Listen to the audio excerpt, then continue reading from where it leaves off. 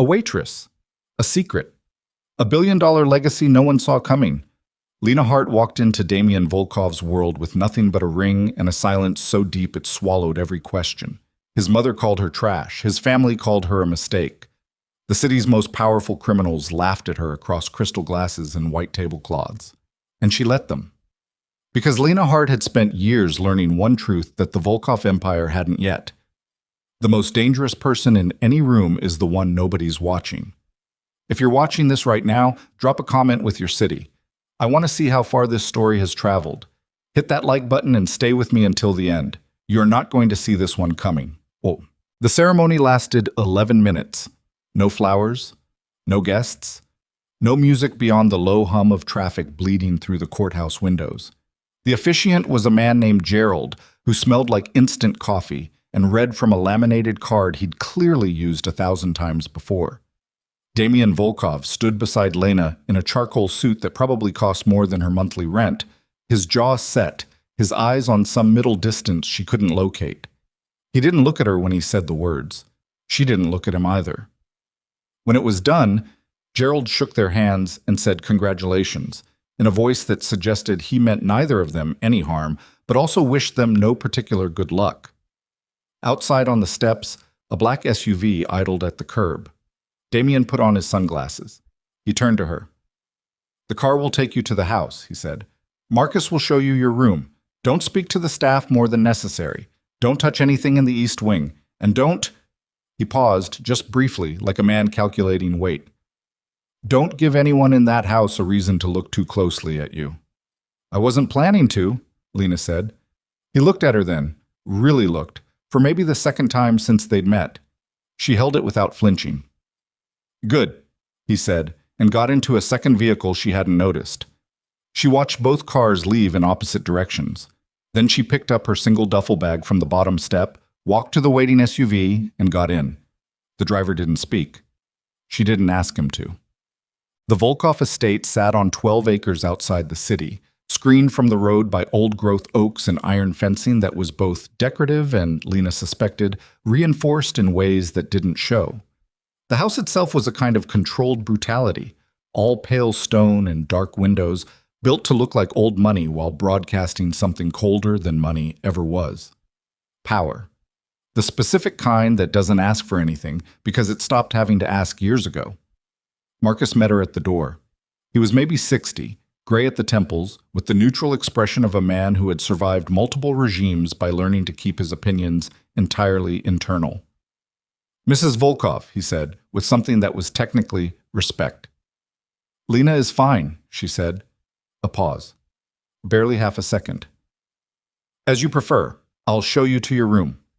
Her room was on the 3rd floor of the East Wing, which she filed away as either an oversight or a test, and it was twice the size of her old apartment, furnished in pale blues and grays that felt chosen for a guest they hadn't quite decided how to treat.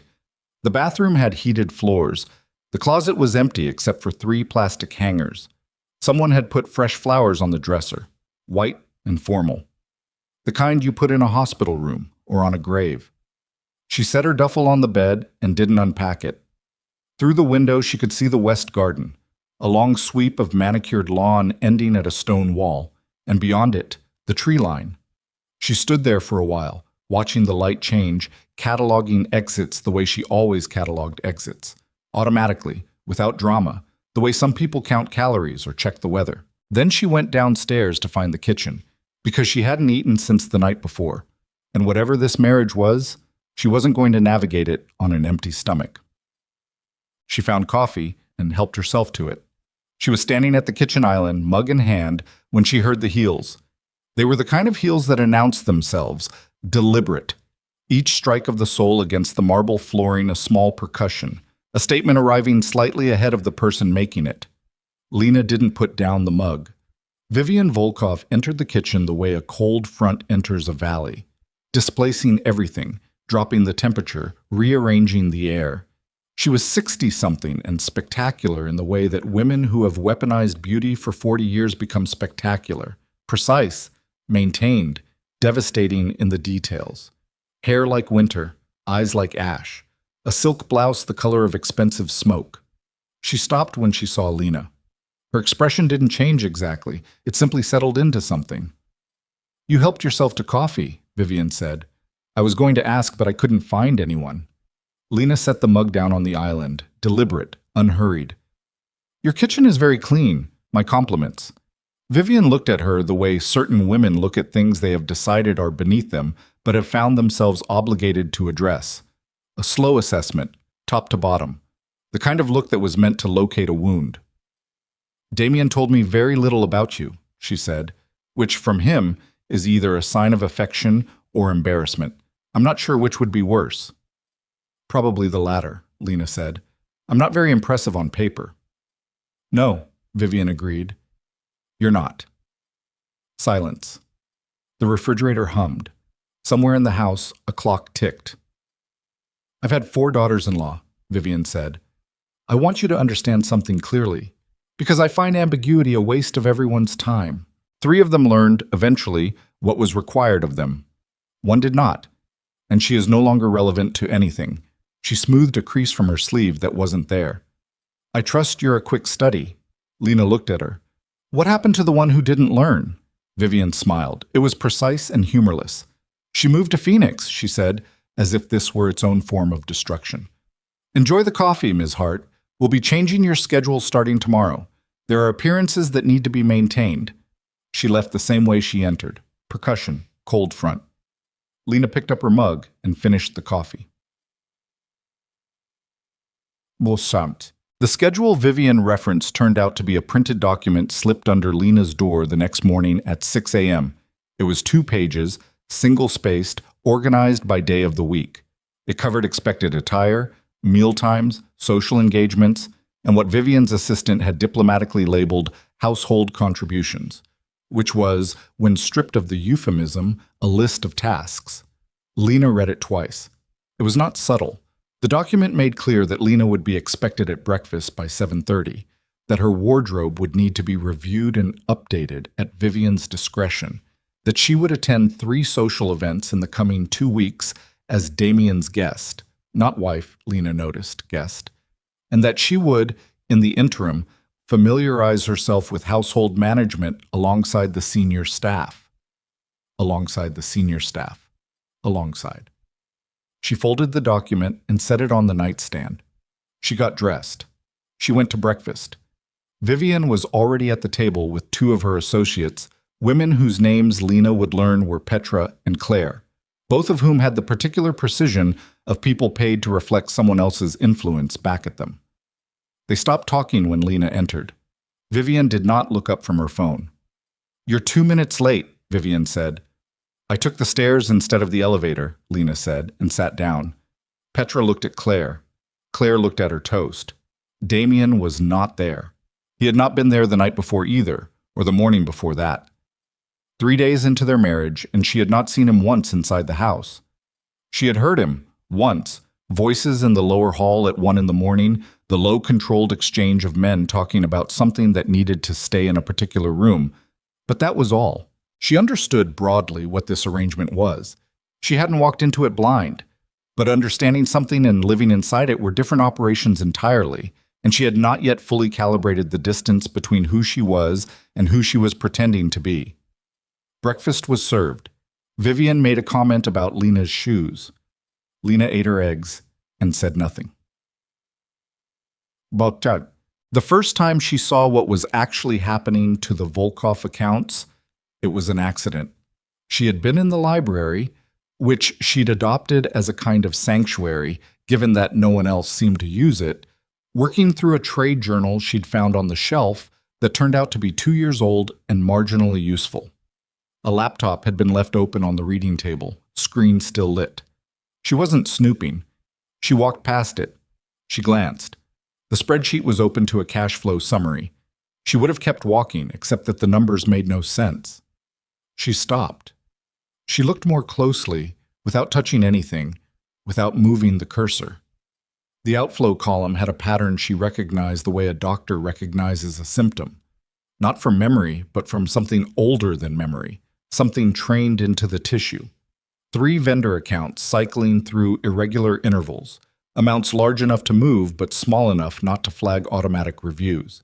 The cycle had been running for what the timestamp suggested was at least 4 months. Someone was skimming, and they'd gotten skilled at it. She stepped back from the laptop. She looked at the door. She looked at the clock on the wall. Then she went back to her chair, picked up her journal, and read the same paragraph 4 times without absorbing a single word of it. She didn't say anything, not yet. She spent the next 6 days paying attention instead. She ate her meals and attended Vivian's suggested orientation walks of the estate, and smiled at the appropriate moments and said nothing that would make anyone look at her twice. And while she did all of that, she watched. She watched the accounts manager, a man named Royce, who was always slightly too relaxed about Vivian's questions. She watched the vendor invoices that came through the household accounts and noted which ones had no corresponding delivery records. She watched the timing of certain calls, 3 in particular, always between 9 and 10 p.m., always from the same exchange. And she made a mental list because writing things down in that house felt like leaving evidence of the wrong kind. On the 7th day, Damien came home at 2 in the afternoon and she found him in the study. She didn't knock. She opened the door and went in. He was behind the desk, jacket off, sleeves rolled. He looked up with an expression that was neither warm nor hostile, purely assessing, the look of a man who had not yet decided what category she belonged in. "You have a problem in your accounts," she said. "Vendor fraud. It's been running 4 months at minimum. Your manager named Royce is either the source or he's willfully blind to it, and I don't think he's blind." Damien said nothing for exactly 3 seconds. "Show me," he said. She did. She didn't have access to the actual accounts. She'd made sure not to touch anything that wasn't already visible, but she walked him through what she'd observed: the pattern, the timing, the specific 3 vendor names, the cycle intervals. She did it the way she'd always done it, stripped of performance, just the structure of the problem laid clean. When she finished, he was quiet for a long time.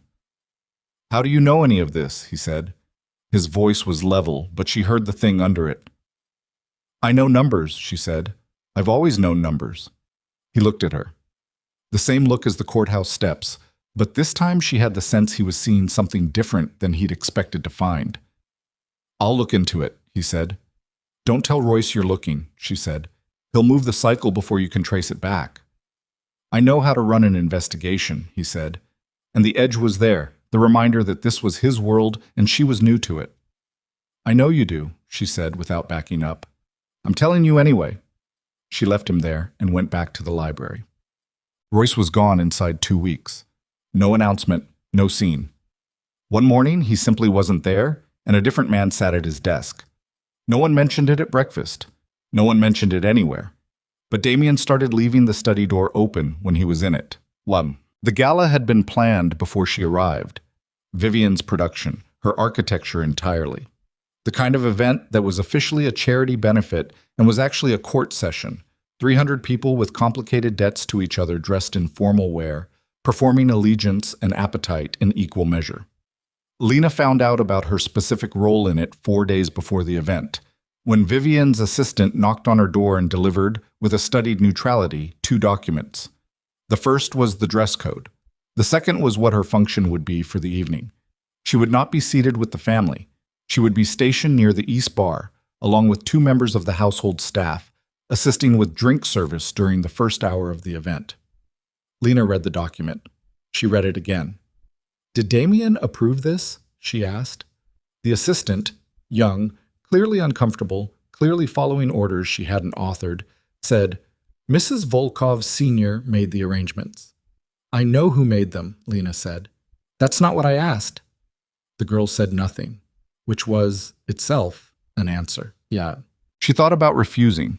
She weighed it with the same precision she'd applied to everything else since arriving. What it would cost, what it would signal, what it would or would not accomplish. Refusing would be a declaration.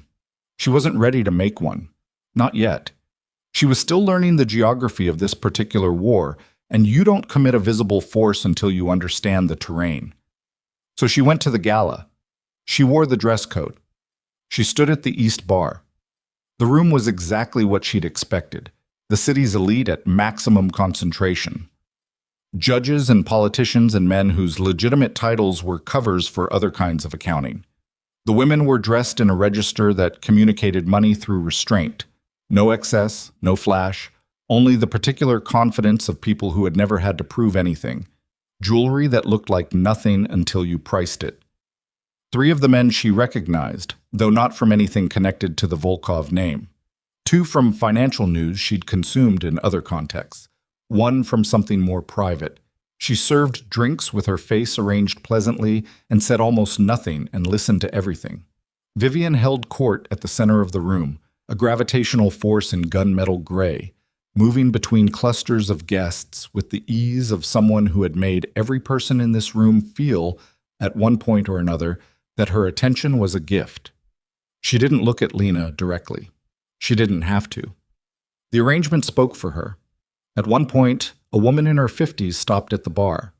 Significant jewelry, significant posture, the air of someone who ran things in rooms where running things was never stated aloud. "You're Damien's wife," the woman said, not quite a question. "I am," Lena said. The woman looked at her with something that wasn't quite pity and wasn't quite curiosity. "You're very calm," she said. "I have a good face for this." The woman accepted the glass Lena had poured for her. "That's useful in this family. You'll need it." She moved on. Lena watched her go and filed away the exchange. The moment came 40 minutes into the evening. Vivian moved to the center of the room, which caused a ripple of attention. Deliberate, practiced, the gathering of eyes by someone who understood exactly how that gathering worked. She didn't raise her voice, she didn't need to. She simply stood where everyone could see her and began to speak.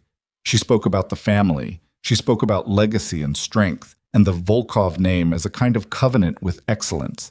She spoke about the importance of the people one chooses to stand beside in difficult times. And then she looked across the room, directly at the bar, directly at Lena, and said, warmly, with her smile at its most refined, "Of course, not everyone is ready for what that requires. Some people are still learning what it means to contribute." 300 people did the math. The silence lasted maybe 2 seconds. Then conversation resumed, and the sound was the sound of birds returning to a wire after a stone passes through. Lena continued pouring. At the bar beside her, one of the household staff, a young man named Theo, who had been kind to her in the small, invisible ways that people in service are sometimes kind, kept his eyes on the glasses in front of him and very carefully said nothing. "It's fine," she said quietly. To him, not the room. Theo nodded. His jaw was tight. Damien was across the room, near the windows, in conversation with 2 men whose posture communicated either business or threat. The distinction, in this world, was sometimes thin. She watched him receive the moment. She watched the small contraction around his eyes. She watched him make a choice to continue his conversation. She didn't blame him. She understood what it cost to make a visible move in a room like this, and she hadn't asked him to defend her. She hadn't asked for anything. What she did was this. She looked at Vivian across the room over the heads of 300 people who had just watched a woman be publicly reduced, and she held that look for exactly long enough that Vivian would know she'd done it. Then she turned back to the bar and poured the next drink cleanly, without spilling a drop. The attack started getting physical 2 days after the gala. Not on her, not directly, not yet, on the business. She found out by accident again, which was becoming a pattern she needed to address. She overheard part of a phone conversation, not snooping, simply walking past a room where someone hadn't fully closed the door, and caught enough to understand that one of the Volkov warehouses on the South Docks had burned. Arson, almost certainly. The investigators were already on scene. That night she sat in the library and did not sleep. She understood what was happening.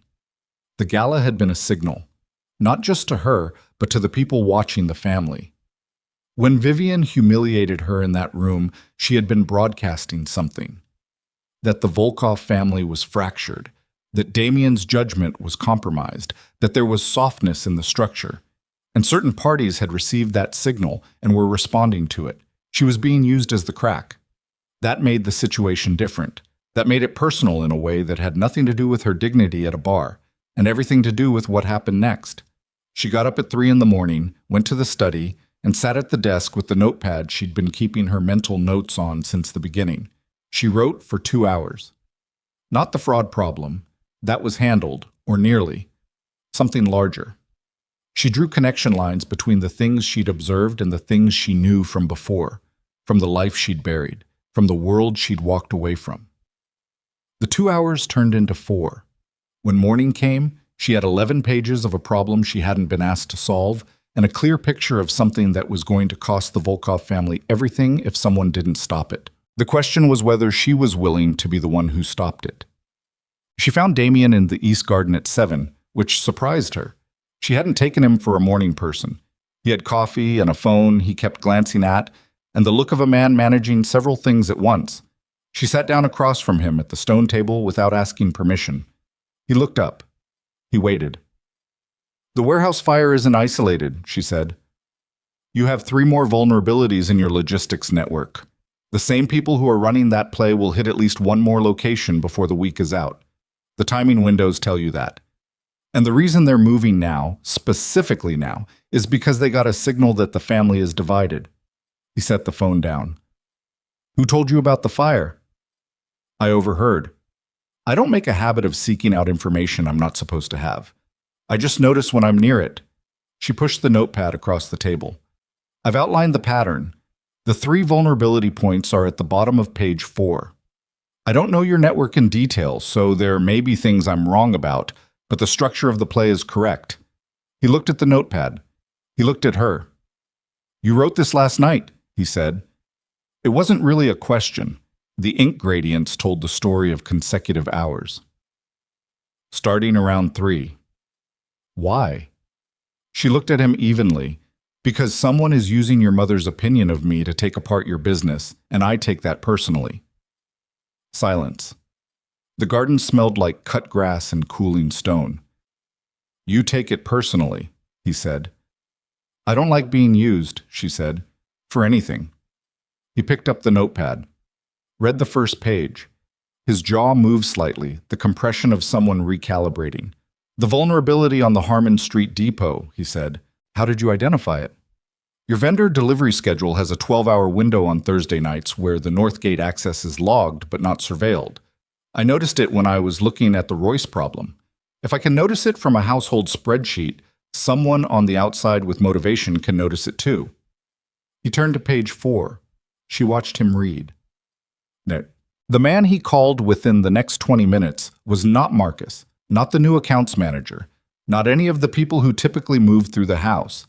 He was someone she hadn't seen before, compact, economical in his movements, the kind of person who occupied space very deliberately. He arrived inside 40 minutes, which told her he'd been close. Damien handed him the notepad. "Read it." The man read it. His expression didn't change, which she was learning to recognize as the expression of someone whose face had been trained out of reaction. "She's right about Harmon Street," the man said, without looking at her. "And the Brennan Logistics contract. I didn't see the third one." "She did." A pause. "Okay. Pull the Thursday window. Replace it today."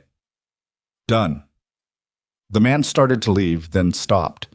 He looked at Lena directly for the first time, and his expression was not quite respect, but was adjacent to it. "The pattern on page 6, he said. "The timing intervals. That's not obvious." "No," she said. "It's not." He left. Damien looked at her across the table. The morning had gone fully light. Somewhere beyond the stone wall she could hear birds. "I need to know something," he said. His voice was careful in the way voices are careful when the question underneath them matters. "Your background, what you told me about yourself when we made this arrangement, the waitress, the history, all of it." He stopped. "What about it?" she said. "Is any of it real?" She looked at him. She looked at him for a long time, measuring something she hadn't fully measured before. "Yes," she said. "Most of it. Most of it." "The parts I told you about are real," she said. "There are parts I didn't tell you about." He was quiet, a controlled quiet, not the kind that comes from having nothing to say. "How significant," he said slowly, "are the parts you didn't tell me about?" She thought about the notepad. She thought about the 11 pages and the 4 hours and the problem she hadn't been asked to solve.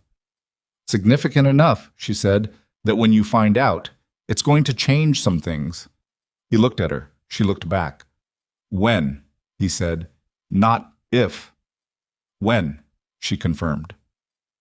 The phone on the table buzzed. He picked it up, read something, and the set of his face shifted in a way that told her the Harmon Street problem had just become immediate. We're not done with this, he said. I know, she said. He stood. She stayed seated, hands around the coffee mug she'd carried out from the kitchen, watching him move back toward the house with the focused momentum of a man walking into something he'd been preparing for his whole life. She sat in the garden alone and felt the weight of what was coming pressing against the inside of her chest like a tide that hadn't crested yet.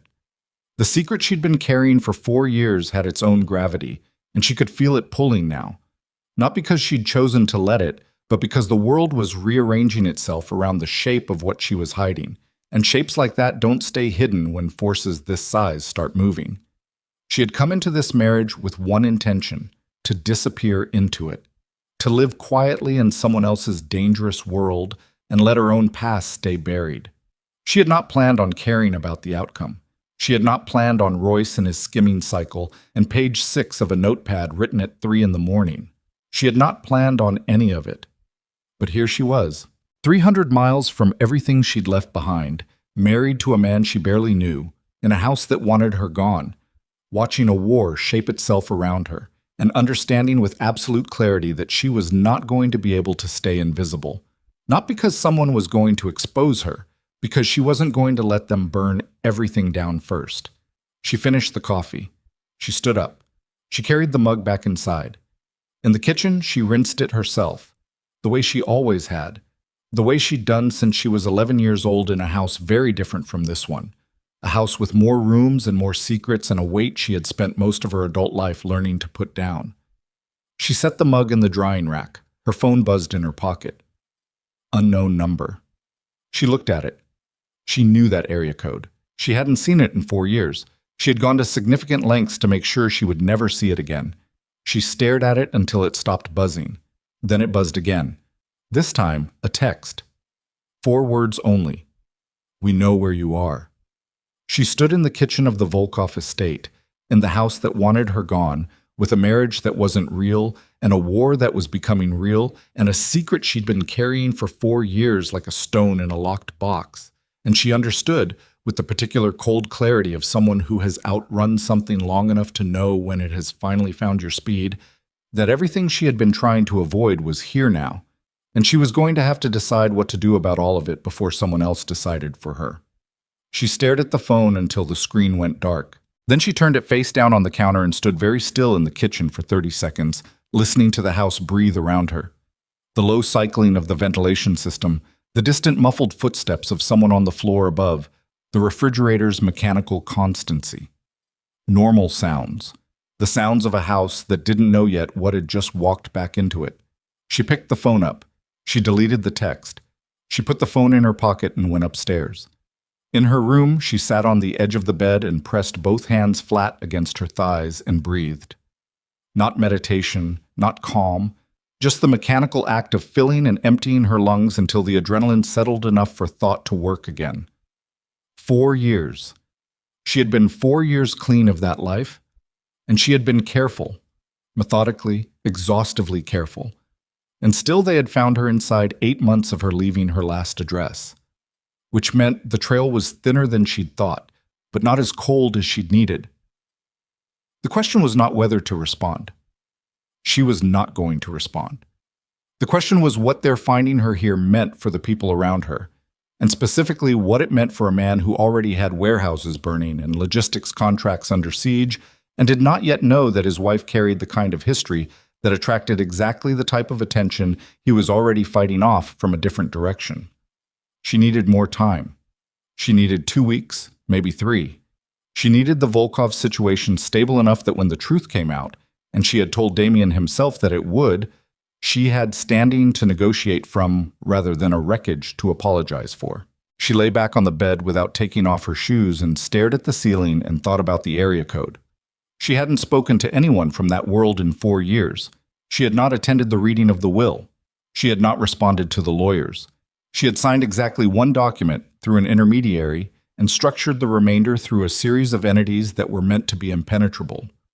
Had been impenetrable, she'd believed, until 30 seconds ago. Someone had gotten through the structure. That meant someone with real resources and real motivation. Not a private investigator working a cold trail, something more deliberate. She thought about who that someone might be. The list was short. It had always been short. The Hartwell name didn't have enemies so much as it had competitors, and competitors in that tier didn't send forward texts. They sent lawyers, or they sent silence, or occasionally they sent something worse, but they didn't typically announce themselves, unless they wanted her to move. Unless the point of the text was not information but reaction, to see what she did, where she ran, who she called. She closed her eyes. She opened them. She was not going to run. She found Damien's associate, the compact, economical man whose name she'd since learned was Cole, in the lower hallway outside the security monitoring room. He was looking at his phone with the expression of a man receiving information he was processing faster than he was showing. "Cole," she said. He looked up. "If someone wanted to locate a person who had made serious efforts to disappear," she said, "what would you look for in terms of how they found them?" He studied her for exactly the amount of time it took to determine that the question was not hypothetical. Physical location slip or digital? Unknown, both possible. Property records, vehicle registrations, medical records, financial footprint, those are the obvious four. Below that, facial recognition if they have the infrastructure, utility account names, employment records. He paused. They got through all of that. They either had help on the inside of one of those systems, or they ran a patient surveillance operation. How patient? Months, could be longer. She absorbed this. Thank you. You want me to run a trace on something? Not yet, she said. I'll let you know. He didn't ask her why. She was learning that about him. He performed his function and kept his curiosity on a tight leash. It was, in its own way, a form of respect. She went back upstairs. Shout. The second attack on the Volkov network happened that same afternoon. Not arson this time. Cleaner. 3 of the company's mid-level vendors simultaneously suspended their contracts, citing regulatory compliance concerns, which was, as Damien said on the phone she overheard from the hall, a precise and carefully choreographed piece of fiction. She heard him say it. She heard the controlled fury underneath the flat delivery. She went back to the library and sat and thought about what the pattern meant. First the fire, visible and physical, then the vendor suspension, systemic and harder to counter quickly. 2 different registers, 2 different pressure points.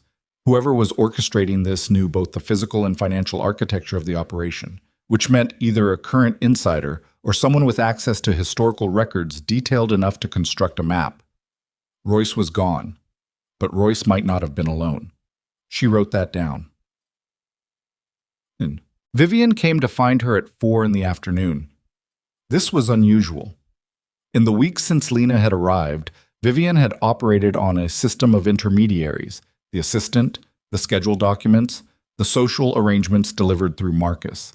She did not come to Lena directly. Directness, Lena had understood, would imply equivalence, and Vivian was careful with implication.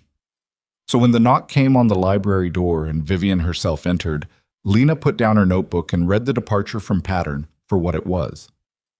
Something had changed in Vivian's calculation. She looked the same controlled presentation, the same walk, the same smoke-colored elegance. But there was something in her eyes today that hadn't been there at the gala. A tightness, a managed urgency that the surface was working to contain. "I need to speak with you," Vivian said. "I can see that," Lena said. Vivian sat in the chair across the reading table without being invited.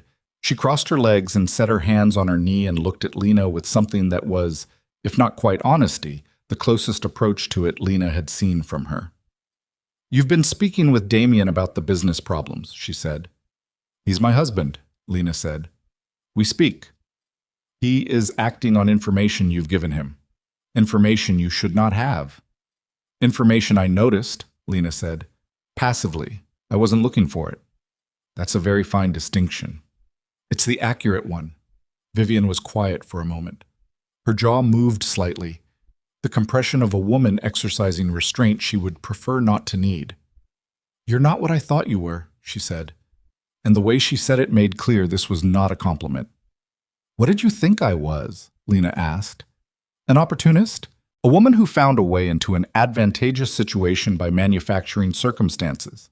She said it without apology, simply fact as she had constructed it. "That is still not impossible." "No," Lena agreed, "it's not impossible." "But you are not behaving like someone only interested in advantage," Vivian continued. "Someone only interested in advantage does not spend 4 hours in the middle of the night writing a 12-page analysis of logistics vulnerabilities." 11 pages, Lena said. Vivian's eyes sharpened slightly. "Damien told you I saw it." "Damien didn't have to," Lena said. "You wouldn't have the specific number if you hadn't read it yourself." A pause. A small recalibration, nearly invisible. "What do you want?" Vivian said. It was the first time she'd asked without the architecture of contempt around it. Stripped down, it was almost a real question. "Right now?" Lena said. "To understand what changed your mind enough to come here." Vivian looked at her for a long moment. Then she said, "My son has not slept in 3 days. There are men outside this house who were not here last week, and this afternoon, someone filed a petition to investigate the family's primary holding company for financial irregularities, which is not coincidental and which, if it proceeds, will take 2 years and significant resources to fight." She paused. "The attacks are not random, they are coordinated, and whoever is coordinating them has patience and specific knowledge and is not stopping." "I know," Lena said. "Damien believes you can help." "Damien is right." "I don't trust you," Vivian said. Direct, no softening. "You don't need to," Lena said. "You need to decide whether your distrust of me is more important than what's happening to your family."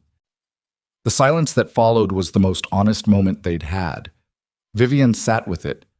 Lena could see her sitting with it, the pride and the practicality pulling against each other in the set of her mouth. "What do you need?" Vivian said finally. "Access to the full financial records, not the household accounts, the operating structure." "Damien can provide that." "Damien is managing 12 other things. I need it directly, and I need it today." Vivian stood. She smoothed her sleeve, the same gesture as the kitchen, the same crease that wasn't there. "I will arrange it," she said. "Don't mistake this for trust." "I won't," Lena said. Vivian walked to the door. She stopped with her hand on the frame and didn't turn around. "If this is a play," she said, "if there is any angle to this that benefits you at the expense of my son, I will find it, and I will end you with it." "I know," Lena said. Vivian left. Lena picked up her notebook. Her hand was steady. Her heart was moving at twice its normal rate. Mess. The access came through by 7 p.m. A secure terminal set up in the study, Cole present for the first hour to walk her through the security parameters, then gone when she indicated she'd rather work without an audience. Damien came in at 9, stood behind her for about 4 minutes without speaking, then left again. She worked until 2 in the morning. What she found was worse than the surface pattern had suggested. The vendor fraud, Royce's operation, was the most visible layer, but it wasn't the deepest one. Beneath it, woven into the structure of 3 subsidiary entities, was a series of contracts with a holding company whose beneficial ownership was masked behind 2 layers of shell registration. She traced it through the filing timestamps and the payment intervals, cross-referencing against the dates of the logistics disruptions. The holding company had signed its first contract with the Volkov network 18 months ago. The disruptions had started 4 months ago, which meant whoever this was, they had spent 14 months getting access before they started pulling threads. Patient. Cole had said months, could be longer. This was longer. She sat back and looked at the screen and felt the cold structural clarity of it settle over her like a temperature drop. This wasn't opportunistic. This was designed. Someone had spent 14 months embedding themselves in the financial architecture of this family before beginning to dismantle it, and they'd done it through contracts and paperwork and the specific tedium of corporate structure that most people, Even very smart people managing very dangerous organizations didn't look at carefully enough. She knew that method. She had seen it before, in the industry she'd walked away from, in the world she'd buried. She opened the beneficial ownership chain again and traced it as far as the documents would let her go, which wasn't far enough. She would need to go through channels that weren't available from this terminal, channels she hadn't used in 4 years, channels that would announce her presence to people who were already looking for her. She thought about the text message. "We know where you are." She thought about the holding company registered 18 months ago. She thought about timing. The calculation she'd been avoiding for the last 14 hours landed fully now, and she looked at it without flinching because flinching didn't change arithmetic. It was possible, not certain, not provable from what she had, but possible, that the two things were the same thing.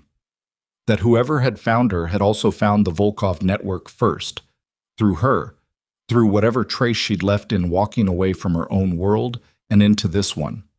That the attacks on Damien's empire were not separate from the forward text, that she was not just in danger, that she had brought danger here.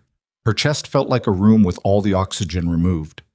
She sat in the study at 2 a.m. and understood, with a precision that left no room for comfort, that the choice she'd been deferring, about what to tell Damien, about how much of herself to expose, about whether the secret she'd been carrying was sustainable, had already been made for her by circumstances, and the only remaining question was whether she got ahead of it or whether it broke over her from behind. She heard him in the hallway at 2:30. She called his name through the open door. He came in. He looked at the screen. He looked at her face, and something in his own shifted. "What did you find?" he said. Not a question. "Sit down," she said. He sat. She turned the screen toward him and walked him through the structure. The shells, the contracts, the timestamps, the 14 months.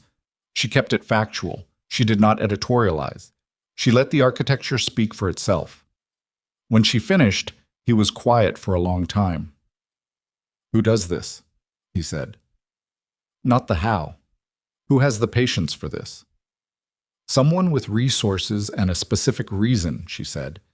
"And I need to tell you something about that." He looked at her. His eyes in the lamplight were the color of deep water. "The something you said would change things," he said. "Yes." He leaned back. He crossed his arms. The posture of a man who had decided to hear something he already suspected he wasn't going to like. "Then say it," he said. She looked at him. She felt the weight of 4 years and 11 pages and a text message and the cold arithmetic of timing pressing against the back of her sternum. "My name is not Lena Hart," she said. "It's Elena Hartwell, and the fortune attached to that name is approximately 4 times the size of your entire operating network." She held his gaze. "And I think the people trying to take apart your business may have come through me." The study was very quiet. Damien Volkov looked at his wife across the desk and said absolutely nothing, and in his silence she heard something she had not heard from him before. Not anger, not calculation, but something rawer and more structural than either. The sound of a man realizing the ground beneath him was not what he thought it was, and deciding, in real time, what that meant for everything that came next. His phone lit up on the desk between them. He didn't touch it. He kept his eyes on her. "How long," he said, very quietly, "have you known this was connected?" "I confirmed it 2 hours ago," she said. "I suspected it since this afternoon." "And before that? The text you got this morning, you deleted it." She went still. "You saw that?" "Cole monitors all devices on the estate network," he said. "It's standard. I didn't look until an hour ago when the pattern started suggesting someone had outside contact." His jaw was tight. "Who sent it?" "I don't know yet. Someone from my former world, someone who found me." "Someone who found you," he repeated. "And then 4 hours later, 3 of my vendors terminate simultaneously." "Yes." "And you're telling me this now?" "Yes." His phone lit up again. This time he looked at it. She watched his face do something controlled and terrible. "That's Cole," he said. "There are 4 vehicles on the East Perimeter Road. They've been there for 11 minutes. He stood. They're not ours. She stood with him. He looked at her across the desk, and in that moment, everything that had been maneuvering and patience and careful distance collapsed into something immediate and unambiguous. "Whatever you haven't told me," he said, "you're going to tell me all of it, tonight. But right now," he moved toward the door and stopped, looking back. "Right now, I need to know one thing. Are you with me, or are you the reason they're here?" She held his gaze without flinching. "Both," she said, "and I'm going to fix the second part." He looked at her for one more second. Then he said, "Stay close," and walked out of the study into whatever was waiting in the dark beyond the perimeter, and she followed him without hesitation into the point where every road behind her had finally, irrevocably closed. The 4 vehicles on the East Perimeter Road didn't move. That was the first thing Cole reported when they reached the security room, a windowless space on the ground floor that Lena hadn't known existed until Damien pushed open a panel in the hallway that looked like wall and wasn't. Inside, 3 monitors, a man named Prentice she'd never seen before, and the kind of quiet that comes from people trained to keep their breathing controlled when the situation calls for it. "Stationary," Cole said, pointing to the feed. "Engine heat on all 4, they're running." "How many in each vehicle, Lab?" Damien said. "Thermal says 2 to 3 per. Call it 10 total." "Armed?" "Assume yes." Lena looked at the monitors, 4 SUVs parked in staggered formation along the service road that ran parallel to the eastern tree line. Not aggressive positioning, not pushed up to the fence, not staged for entry. Observational. Which meant they weren't here to move yet. They were here to be seen. Another signal. Another announcement. "They want you to know they're there," she said. Both men looked at her. "If they were coming in, they'd have come in already. This is pressure. They're telling you that they can be here whenever they want, and there's nothing you can do about the fact that they found the perimeter." She studied the formation on the thermal feed. "Someone on the inside told them about the service road. It's not visible from any public approach." Damien looked at Cole. Something passed between them that was not quite a look and not quite a word. "Pull the service road access logs," Damien said, 2 weeks back. "Already running," Prentice said from his station without turning around. Lena stood in the security room and felt the night pressing against the walls of the house and thought about the holding company and the 14 months and the text message. And she thought about the insider, because there was one. There had to be one. And the question of who it was mattered more right now than the vehicles on the road. "It's not Royce," she said. "Royce was finance. This requires physical knowledge of the estate." "That narrows it to 11 people, Cole said. "Then you have 11 people to look at." "We're looking," Prentice said. "What?" "The vehicles left at 4:15 a.m. No incident, no contact. They simply pulled out in sequence and were gone. And the thermal feed showed the service road empty and the tree line still and the estate unchanged in any visible way. Which was, she understood, the point. To leave nothing, to demonstrate that they could arrive and depart at will, and that the absence of action was itself a form of action. She sat with Damien in the study until 5 a.m. and told him everything. Not everything she'd been building toward, not the managed disclosure she'd been planning, the careful sequencing of information designed to land without destroying the structure she'd been building inside this house. There was no time for sequencing anymore. She gave him the full architecture, the Hartwell Global Consortium, the inheritance she'd walked away from and hadn't legally renounced, the 4 years of deliberate disappearance, the intermediary structures she'd built to keep her name off every document, and the reason she'd left in the first place. That last part was the hardest. She told him about her father, about the way Vincent Hartwell had run his empire, not the public version, not the philanthropist and the legacy and the financial giant whose obituaries had run in 6 countries, but the operational reality underneath. The partnerships he'd kept below the surface. The money that moved through Hartwell Global that didn't come from legitimate markets. She told Damien that she had found out at 26, had spent 2 years trying to understand the full scope of it, and had walked away rather than inherit a fortune built on foundations she couldn't stand on. She told him that walking away hadn't been clean, that there were people who'd had a stake in the Hartwell network who hadn't appreciated the disruption of her departure, that she had built her disappearance carefully and had believed it was solid. She told him she'd been wrong. Damien listened to all of it without interrupting. He sat across the desk from her in the early morning dark with his hands folded and his face doing nothing she could read, and she spoke until there was nothing left to say. And then they sat in the silence together. "The people your father worked with," he said finally, "are they capable of a 14-month infrastructure play?" "Yes," she said. "Specifically, there's one, a man named Carver. He ran the distribution side of my father's less visible operations. He would have had the most to lose from my departure because I knew enough to expose him if I chose to." She paused. "I didn't choose to. I just left. But he may not have believed that.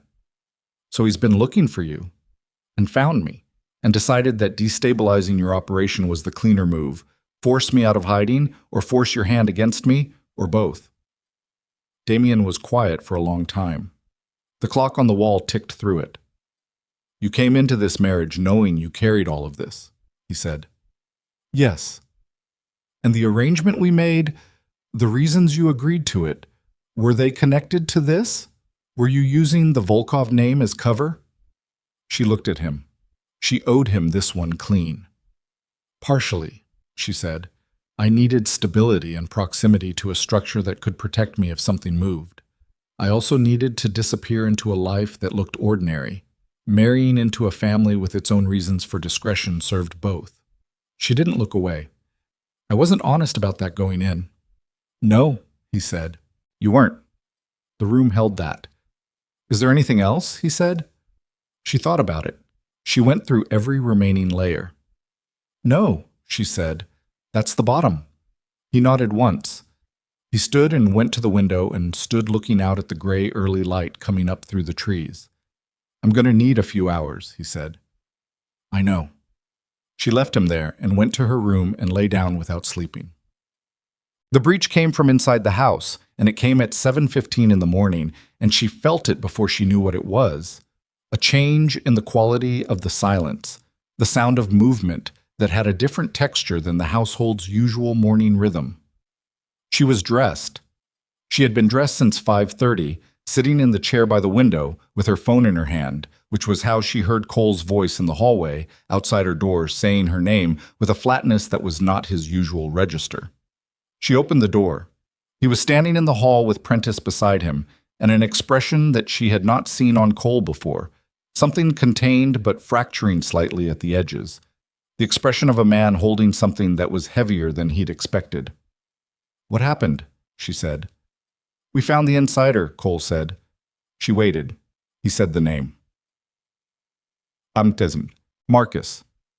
Marcus, who had met her at the door on the first day with something that was technically respect. Marcus, who had been with the Volkov household for 14 years. Marcus, whose neutrality she had read as professionalism, and whose silence she had read as loyalty, and who had, according to the access logs Prentice had pulled, provided the service road coordinates, the estate security rotation schedule, and the full household roster to an outside contact starting 11 months ago. 11 months ago. 2 months before she'd arrived. She walked into the room where they were holding him. A room off the lower hall, not the security room, something more domestic, a sitting room that now felt wrong in the way familiar things feel wrong when the context shifts. And looked at Marcus sitting in the chair by the window with his hands on his knees in the same neutral expression, and understood something she should have understood earlier. The neutrality had never been professionalism. It had been something else. Damien was already in the room. He was standing near the wall with his arms at his sides, and the energy in his body was the energy of something that had been compressed for a long time. "He won't explain the why," Cole said behind her. "Just the what." "How much did you give them?" Damien said. Marcus looked at the window. "Marcus." Damien's voice was very quiet and very specific. "Look at me." Marcus looked at him. "How much?" "Everything they asked for him," Marcus said. His own voice was steady in the way that voices are steady when someone has decided in advance how this is going to go. The layout, the rotations, the vehicle schedules, the account structure when they asked for that too. "The account structure," Damien repeated. "The financial accounts." "Yes." Lena felt the pieces reassemble in real time, The vendor fraud, Royce's operation, had shown up in the account structure, but Royce had been identified and removed. If Marcus had also had access to the financial architecture and had been passing that information to the same outside parties, then Royce might not have been a separate leak. Royce might have been a layer of the same operation. "Were you working with Royce?" she said. Both men looked at her. Marcus's expression shifted slightly. Something registered, a recalibration. "Royce worked for them," Marcus said. "Not for me. I didn't know Royce until they told me he was already inside." "Who is they?" Damien said. Silence. "I'm going to ask you this once more," Damien said. The quiet in his voice was the specific quiet of someone who had run out of patience and was now operating on something colder. "Who is they?" Marcus looked at Lana, not at Damien, at her, and in that look she felt something drop through the floor of her chest. "You know," Marcus said, to her, not to Damien, not to the room, to her specifically, and with a directness that the past weeks of cultivated neutrality had entirely concealed. "You've known for the last 2 hours. You just haven't said it yet." She looked at him. "Carver," she said. "Yes." Damien went very still. "And the reason you're in this house," Marcus said, and his voice had something in it now that wasn't neutral at all. Something old and tired and barely restrained, is not what you told him last night. Not entirely. You know that too. "What are you talking about?" Damien said. Marcus kept his eyes on Lena. "Tell him about the meeting," he said. "Tell him about the meeting 6 months before you walked into this city. Tell him what Carver offered you and what you said." The room went silent in a way that felt physical. Lena's body was very still. Her face was very still. Inside her chest, something was moving fast and ugly, and she took one breath and held it. "There was no meeting," she said. "There was a call," Marcus said. "February. You were in Portland. He found you 6 months before you came here, and he made you an offer, and you said you needed time to consider it." He paused. "You came here 2 months later." "That's not what happened," she said, and her voice was steady because she needed it to be. "He has the recording," Marcus said. The temperature in the room dropped. Damien looked at her. Not the assessing look, not the calculating look. Something she hadn't seen before, raw and without the management layer over it. "There was a call," she said. "In February. Carver found me. He made a proposal that I come back into the network, that I resume some form of the Hartwell operational role. I said no. I ended the call. I moved within 48 hours. She held Damien's gaze. "I did not agree to anything. I did not come here as part of any arrangement with him." "He has a recording," Damien said. Very quiet. "He may have a recording of part of a call. Carver records everything selectively. If he has something, it's edited. Or you're telling me now what you need me to believe." The silence after that was the worst one yet. Cole, near the door, was looking at the wall. Prentice had his eyes on the floor. Even Marcus had dropped his gaze. She and Damien were alone in the middle of the room in the most public way possible. "I need you to understand something," she said, and she heard her own voice. Stripped, no management, no layering. The voice she used when there was nothing left to use but the truth of it.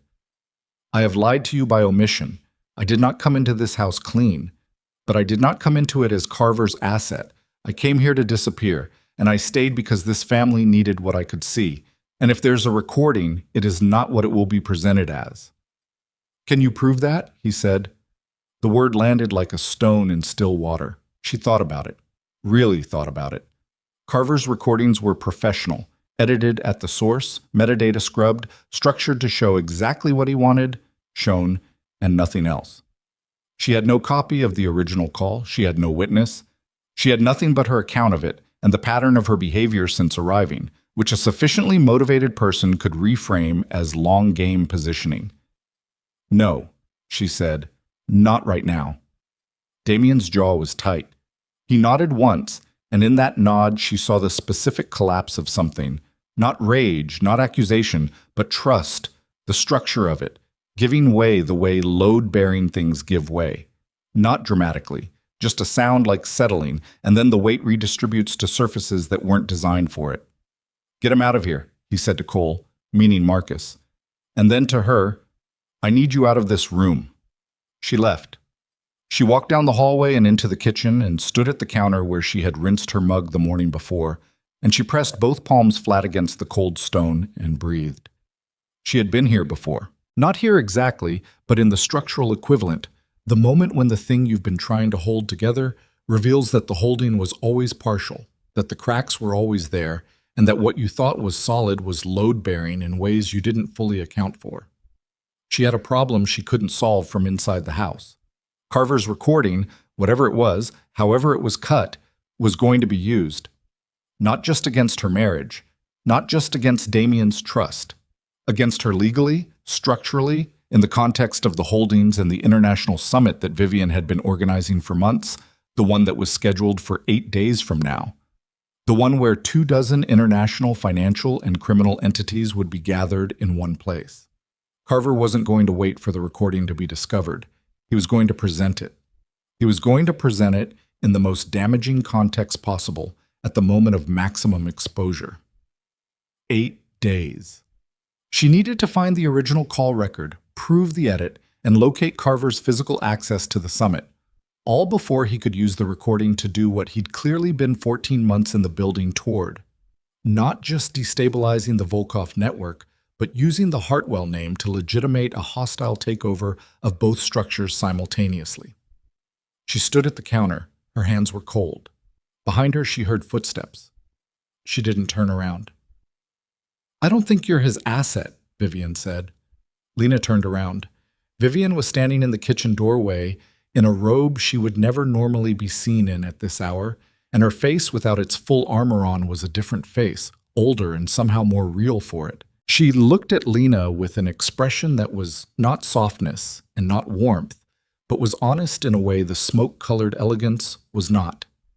"I watched that call play out on the monitor," Vivian said. "The timing of your answers, the specific things you didn't say." She paused. "I've spent 40 years reading rooms. You were not performing innocence. You were managing the exposure of something true while containing something you couldn't prove." She looked at her steadily. "I know that particular kind of economy. I've practiced it myself." Lena looked at her. "That doesn't change what Damien heard." "No," Vivian said. "It doesn't." She came into the kitchen fully and stood on the other side of the island.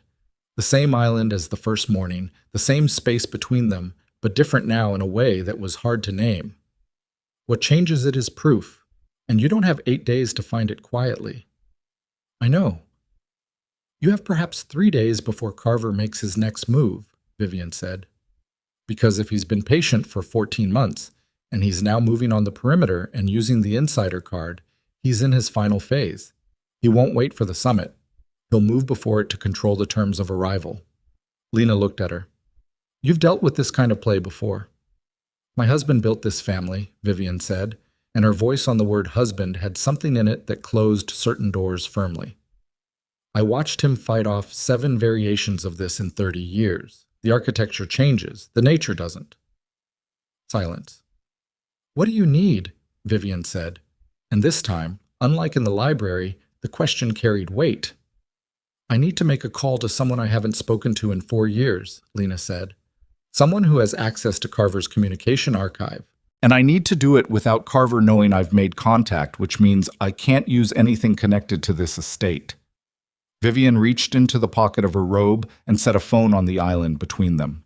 "It's clean," she said. "Prepaid. Not registered to anyone in this house." Lena looked at it. She looked at Vivian. "Why?" she said. Vivian's expression was not warmth. It was something harder and more durable than warmth. "Because whatever you are," Vivian said, "you are not the enemy. And I have spent the last 3 weeks treating you like one. And in that time, you have done nothing but protect this family with every tool available to you while I handed the people trying to destroy us the ammunition they needed by making this house look divided." She paused. The pause was the closest thing to an apology Lena expected she would ever get from this woman. "Pick up the phone." Lena picked up the phone. She dialed a number she hadn't dialed in 4 years, and she stood in the kitchen of the Volkov estate in the gray morning light with Vivian Volkov standing 3 feet away and listened to it ring. And on the fourth ring, a voice she recognized answered, and she said, "It's Elena. I need the archive on Carver's February recordings. All of them.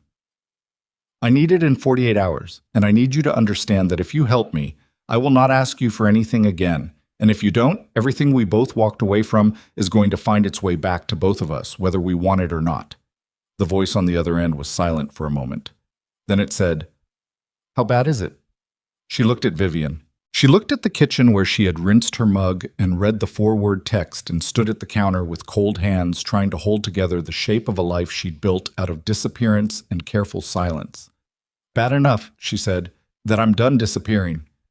The voice on the other end of Vivian's clean phone was a man named Daniel Ewan, and he had been her father's head of communications security for 11 years before he had quietly, methodically, and at significant personal cost, helped Lena build the exit architecture that got her out. She had not spoken to him since the morning she left. She had not intended to speak to him again.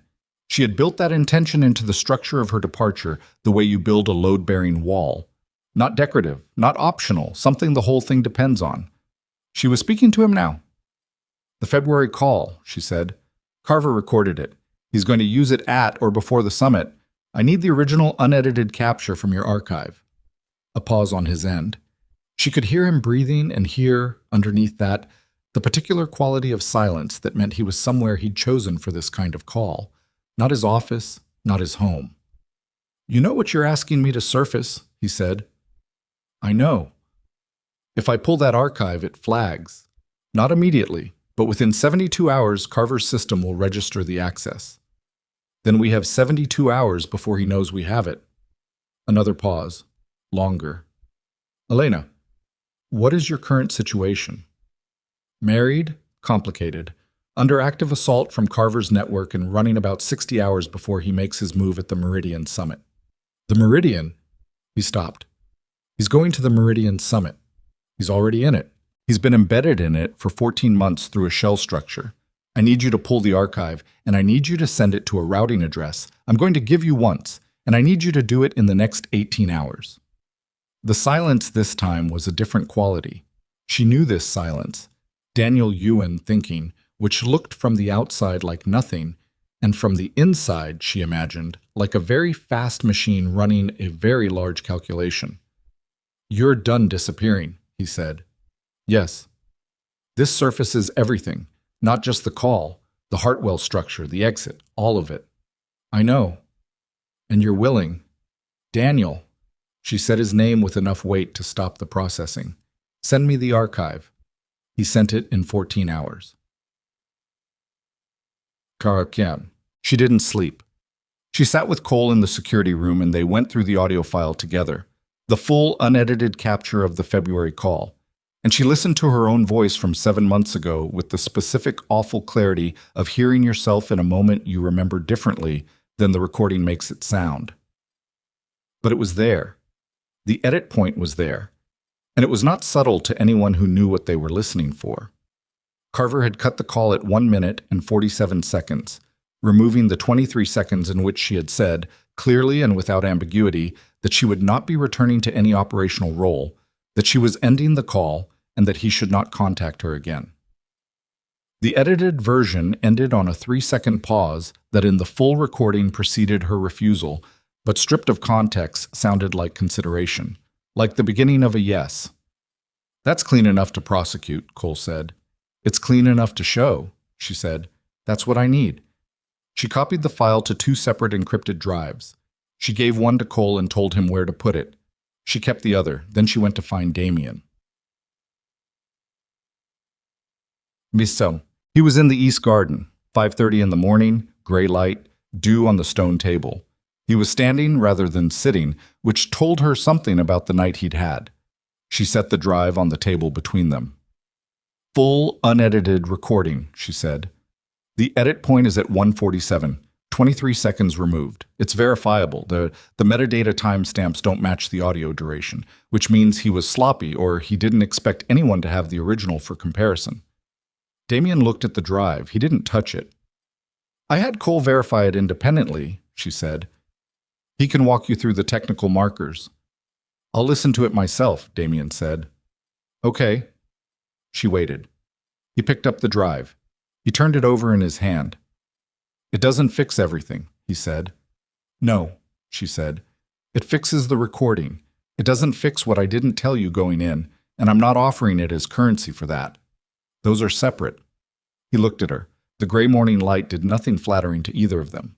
They both looked like people who hadn't slept and had been carrying weight for days and were standing at the specific intersection of exhaustion and clarity that strips everything down to its actual form.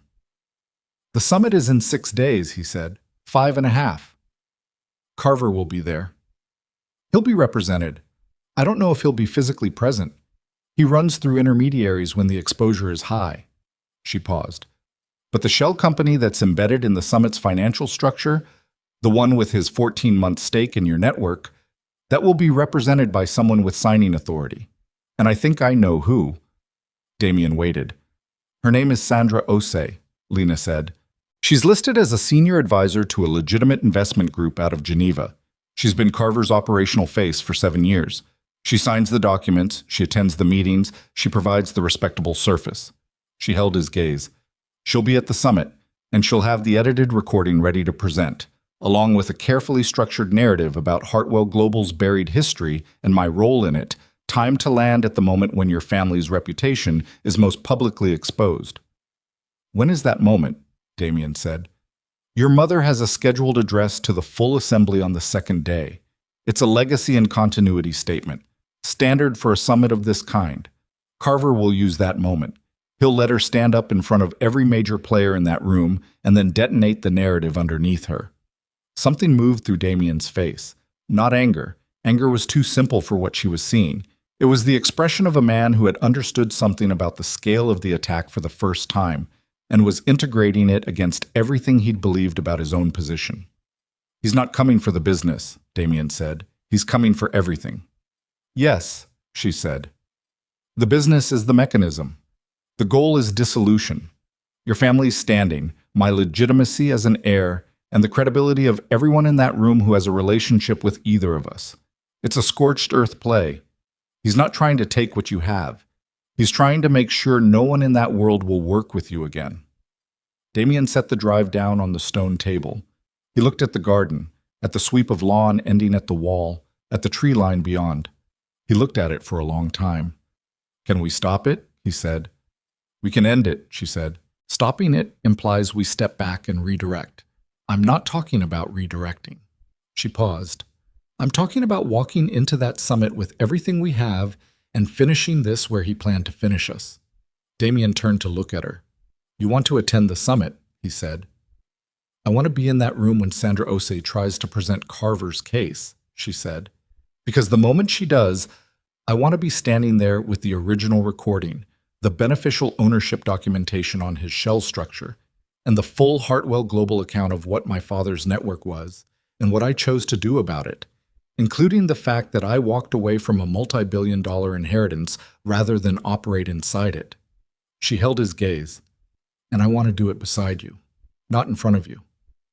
Silence in the garden. A bird somewhere in the tree line. My mother isn't going to like this, he said. Your mother, Lena said, handed me a clean phone at 5 in the morning and told me to make the call. Something shifted in Damien's expression. Small, but it was there. She did, he said. She did. He picked up the drive again. He looked at it. I'm going to listen to the recording, he said, and then we're going to sit down, you, me, Cole, and my mother, and we're going to build this out. There's something else, she said. He waited. When we go into that summit, my name is not going to be Lena Hart anymore. The Hartwell identity is going to surface fully. Every person in that room will know what I am. She kept her voice level. I need to know if that changes anything for you, not strategically, personally. He looked at her for a long time, long enough that she felt it. Ask me again after I've slept, he said. And after I've listened to the recording. It wasn't a yes, it wasn't a no. It was the most honest thing he'd said to her since the study. She could work with that. The 4 days before the summit were the most concentrated work of her life. Not the hardest.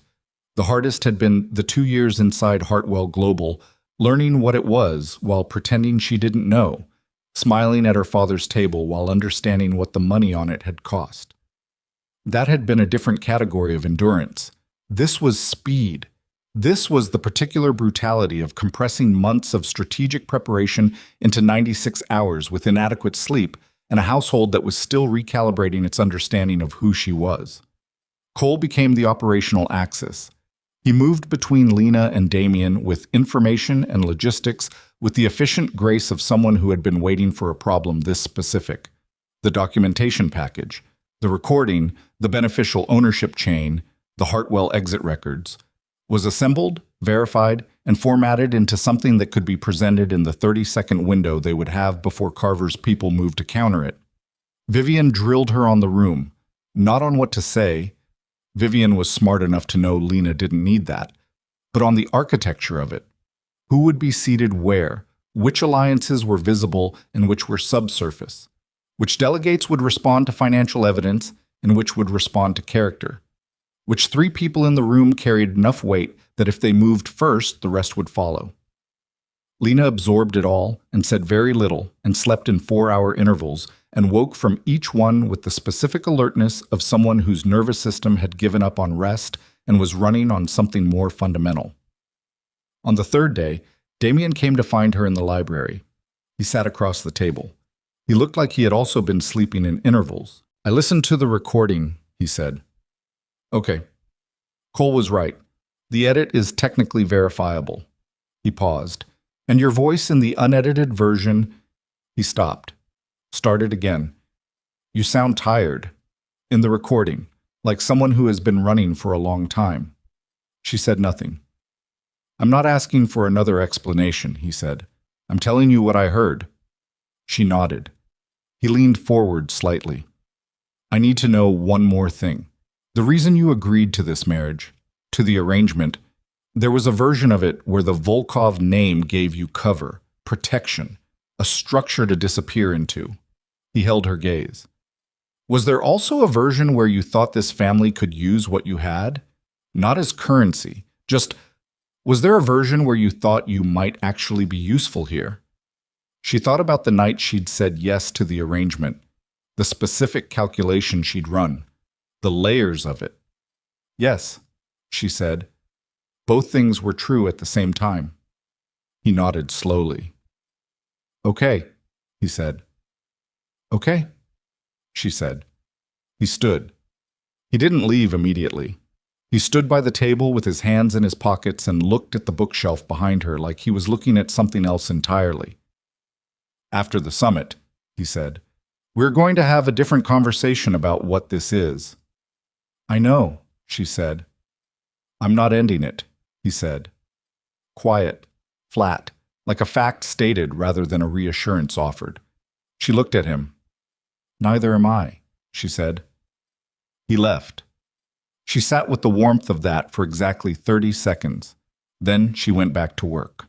The Meridian Summit was held at a private estate 40 miles outside the city, a venue chosen for its neutrality and its security, both physical and political. 63 delegates, 14 countries represented. The combined financial weight of the room was a number that had too many digits to hold in the mind comfortably. They arrived in 2 vehicles, Damien and Lena in the first, Cole and 2 others in the second. Vivian had arrived the previous evening as a registered host delegate, which gave her positioning in the room that they would need. Walking into the entrance hall, Lena felt the room shift before she could see it. The specific atmospheric change of 63 calibrated people registering a new arrival and running assessments. She was wearing black. Her hair was back. She wore nothing that would distract from her face, which was the thing she needed the room to read. Damien walked beside her. Not behind her, not ahead. Beside. The first 2 hours were the formal proceedings, opening addresses, financial reviews, the particular theater of powerful people performing cooperation while calculating competition. She sat at the Volkov table and watched the room the way she'd learned to watch rooms, which was not by looking at where the action was, but by tracking where people weren't looking and understanding why. Sandra Osei was at a table near the east wall. Mid-50s, Geneva-tailored with the specific composed alertness of someone waiting for a cue. She had a leather portfolio on the table in front of her that she had not opened in the first 2 hours. Lena watched the portfolio. Vivian was at the host table, 3 rows forward, and twice in the first hour she turned slightly. Not enough to be a look, just a degree of repositioning, and Lena understood both times what she was communicating. The second day's morning session began at 9. Vivian's address was scheduled for 10:15. At 9:47, Sandra Osei opened the portfolio. Lena's hand was already on Damien's arm. "She's moving early," she said, under her breath. Not a whisper. Whispers carry. Just the bottom register of speech, directional. He looked at her. One look. Then he looked at Cole. 3 seats down, and something passed between them that required no words. At 9:52, Osei stood and requested the floor for a procedural matter. The summit chair, a gray-haired man from Zurich who ran these proceedings with the weary authority of someone who had seen too many procedural matters turn into something else, acknowledged her. Lena stood at the same moment. The room registered both simultaneously. A ripple. People who had been examining their phones or their documents looked up. The particular attention of 63 people trained to notice significance focused on the east wall, and then on the Volkov table, and then moved between the two in the calculation that rooms like this perform. "Point of order," Lena said. Clear, not loud. The room's acoustics did the work. The chair looked at her. He looked at Osei. He looked back at Lena with the expression of a man adding a column and not liking the sum. The chair recognizes... He paused. He looked at his list. He looked at her again. "Elena Hartwell," she said. "Sole heir to Hartwell Global Consortium. Registered attending delegate under provisional status, confirmed with the Secretariat at 7 this morning." The room went absolutely still. Osei, still standing, had gone the particular color of someone whose cue has been taken from them. Ms. Osei was about to present documentation relevant to my identity and to this family's standing in this room, Lena continued, speaking to the chair but letting the room hear every word. "I would like to request that she present it in its entirety, including the full unedited audio file from which her materials are sourced, so that this assembly can evaluate the complete record." The chair looked at Osei. Osei looked at Lena with an expression that was blank in the particular way that blankness becomes when the person wearing it is running very fast behind it. "Ms. Osei," the chair said, "do you wish to proceed?" Osei's hand closed on the portfolio. She looked at the table. She looked at the room. She looked at Sandra Osei's calculation of what proceeded from here, which Lena knew because she had spent 4 days building the architecture of exactly this moment, was a calculation that had run out of moves. "I would like a brief recess," Osei said. "Denied," said 3 separate voices from different parts of the room, and none of them were Lena or Damien. Osei sat down. In the silence that followed, the charged, airless silence of a room full of people who understood that something had just broken in a specific direction, Lena reached into the inner pocket of her jacket and produced 2 items. The first was a USB drive. The second was a printed summary, 4 pages, of the beneficial ownership chain connecting Carver's shell structure to 11 months of coordinated attacks on Volkov assets. She set both on the table in front of her. "I'd like to submit materials for the Assembly's review," she said. "With the chair's permission." The chair, who was now wearing the expression of a man who had accepted that this day was going to be something he would discuss for years, nodded. Cole stood and collected the materials and walked them to the Secretariat desk with the unhurried precision of someone executing a plan that had been rehearsed down to the footsteps. And Lena stood at the Volkov table in the Meridian Summit in front of 63 of the most consequential people in her world, and she let them see her face, and she let them see who was standing beside her, and she felt the room shifting. Not dramatically, not with noise, but with the specific gravitational rearrangement of people revising their understanding of where the weight was. At the host table, Vivian Volkov turned fully for the first time. She looked at Lena across the room with an expression that was not warmth and was not approval and was not any of the things that had existed between them for the past weeks. It was something older, and more structural than any of those things. It was acknowledgement. And then, from the far end of the room, near the doors that opened onto the courtyard, a phone rang. One of the delegates answered it. His face changed. He leaned to the man beside him. That man's face changed too. And Lena, watching this travel through the room like a current through water, understood before anyone spoke that something had happened outside the walls of this building. Something that hadn't been part of her plan. Something that was arriving now from the direction she'd been trying not to look at. The direction where all the pieces she didn't control were still in motion. The delegate with the phone stood. "There's been an incident at the south perimeter," he said. "Armed." The room erupted. Damien's hand found her arm. Not restraint, contact. The specific communication of two people in a situation that had just changed its shape again. And she turned to look at him, and in his eyes she saw not fear and not calculation, but the raw, stripped question of a man who needed to know if the person beside him was going to hold. She held. "Cole," she said. "Already moving," Cole said, behind her, his voice the same level as if he were reading a weather report.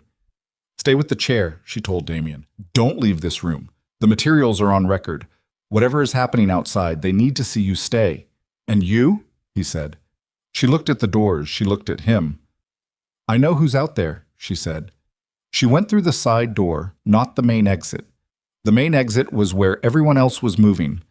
The controlled chaos of 63 delegates processing threat information and security personnel repositioning, and the summit chair trying to maintain order over a room that had already decided order was optional. She moved against the current, through the service corridor that ran parallel to the main hall, which she had mapped on her second walkthrough of the estate the previous evening, because she mapped every space she entered, and she had not stopped doing that even after 4 years of trying to live like someone who didn't need to.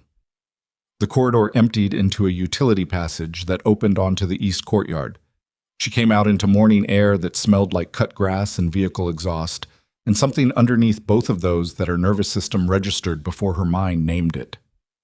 Gunpowder. Recent. Close. She stopped at the courtyard's edge and took in the scene with the specific rapid inventory of someone who has trained themselves out of the freeze response. 2 vehicles near the south gate, one with a shattered windshield. 3 men on the ground, not moving, but breathing. She could see the rise of chests from this distance. 2 of Cole's people behind the stone garden wall to her left, in positions that communicated that the immediate exchange was over, but the situation was not resolved. And at the far end of the courtyard, near the gate itself, a man standing with his back to the wall and a phone to his ear, and the posture of someone who had expected to be somewhere else by now. She recognized the posture before she recognized the face. Richard Carver was 61 years old and looked like someone's retired accountant. Medium height, gray at the temples, the kind of face that registered as background in most rooms.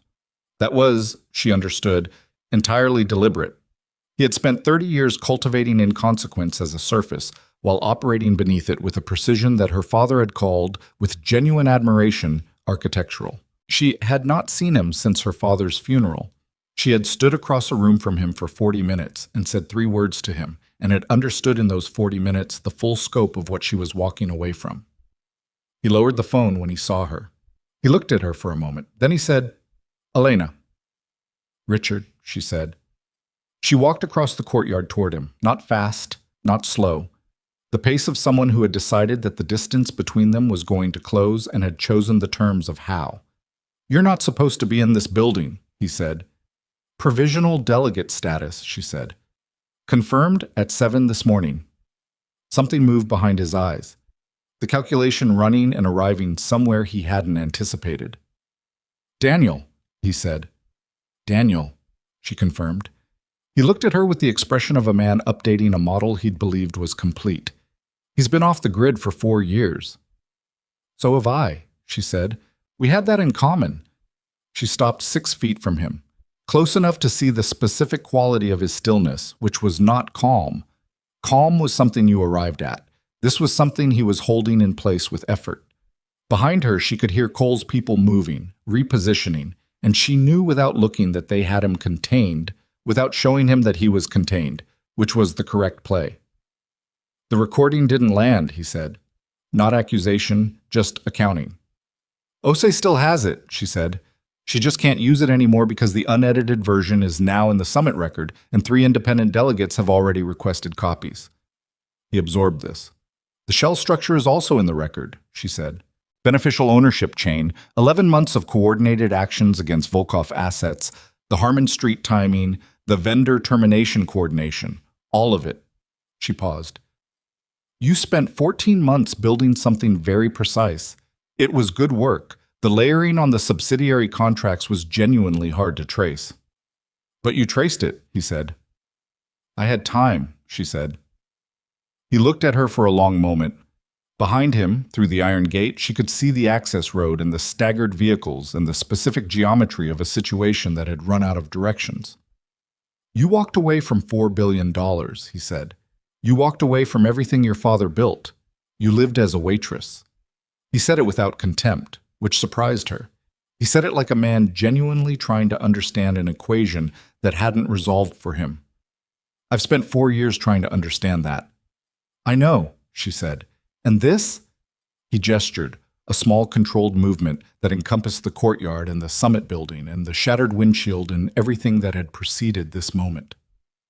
You think this fixes it? You think walking back in and burning my network fixes what your father's network was? No, she said. This fixes what you did to Damien's family because you couldn't reach me. That's all this fixes. He looked at her. Something in his face shifted. Not softness, not regret, but the specific expression of a man who has just heard something accurate and doesn't have a counter for it. Your father believed in what he built, Carver said. He believed the structure served a purpose, that the money moved things that needed moving. I know what he believed, she said. I lived in it for 26 years. And you still walked away. I still walked away. He was quiet. The courtyard was quiet. Somewhere on the other side of the gate, a car door closed. What happens now, he said. And the way he said it was the most unguarded thing she'd heard from him ever. Not strategy, not positioning, just a man at the end of a very long road asking a factual question. You're going to be detained, she said. The documentation in that room is enough for 3 jurisdictions to open formal proceedings. Cole's people are going to walk you out of here without a scene, and you're going to let them, because making a scene at this point costs you the only thing you have left, which is the question of how much cooperation buys you in terms of what comes next. He looked at her. And the Hartwell records, he said. The full operational history. That surfaces too. Yes, she said. Your father's name. Yes. She held his gaze without flinching. I've been carrying my father's name for 4 years while pretending I didn't have it. I'm done with that. What he built was what it was. What I do with what's left of it is mine. Carver looked at her for a long time. Then he looked at the gate. Then he looked back at her with an expression that was not defeat. She didn't think Richard Carver had a face for defeat, exactly, but was the closest thing to acceptance she expected to see from him. He would have been proud of you, he said. That's the part that would have broken his heart. She didn't answer that. There was no answer for it that was both true and useful, and she had stopped saying things that were only one or the other. She stepped back. She looked at Cole's people. She nodded once. They moved. She went back inside. The summit had not resumed. The main hall was a controlled disorder of people in groups, the kind of clustering that happens when a shared experience is still being processed, and everyone is simultaneously absorbing information and performing composure. She moved through it toward the front, where Damien was still at the Volkov table, still seated, which was what she'd asked him to do and which she had not been entirely certain he'd do. He looked up when she came back. He looked at her face, and then he looked past her shoulder, a single assessing sweep, and understood from what he didn't see that the situation at the perimeter had resolved. Carver, she said. He's in custody. Damien exhaled, controlled, quiet, but she heard it. Anyone hurt? He said. 3 of his people went down in the initial exchange. Non-fatal. 2 of ours have minor injuries. She sat. The documentation is in the record. Osei is still at her table and hasn't moved in 40 minutes, which means her instructions haven't changed, but her confidence in them has. He looked at Osei's table. She'll cooperate, he said. She's a professional. She'll calculate what cooperation is worth versus what resistance costs. Yes, Lena said. They sat for a moment in the quiet of the recessed room. Around them, people were talking in low voices, reassembling the particular sound of a gathering that has survived a disruption and is deciding what it means. The chair wants to reconvene in 30 minutes, Damien said. Okay. You'll need to speak. I know. He looked at her, really looked, the way he had at the courthouse steps, but with everything that had happened between those steps and this chair layered underneath it. Are you all right? He said. Not performance, just the question. Ask me in an hour, she said. The corner of his mouth moved, not quite a smile, something adjacent to one. She spoke for 11 minutes. She told the room who she was. She told them the Hartwell history, not the sanitized version, not the philanthropist and the legacy, but the operational reality, the parts that had lived below the surface of the public record. She told them what she had found at 26 and what she had chosen to do about it, and why. She told them about the exit, the 4 years, the structure she'd built to stay invisible, and the moment that structure had finally failed. She told them about the Volkov network, about what the coordinated assault had been designed to accomplish, about the 14 months of embedded positioning and the specific mechanism by which Carver had intended to use the Hartwell name to take apart 2 structures simultaneously. She spoke without notes. She did not perform emotion.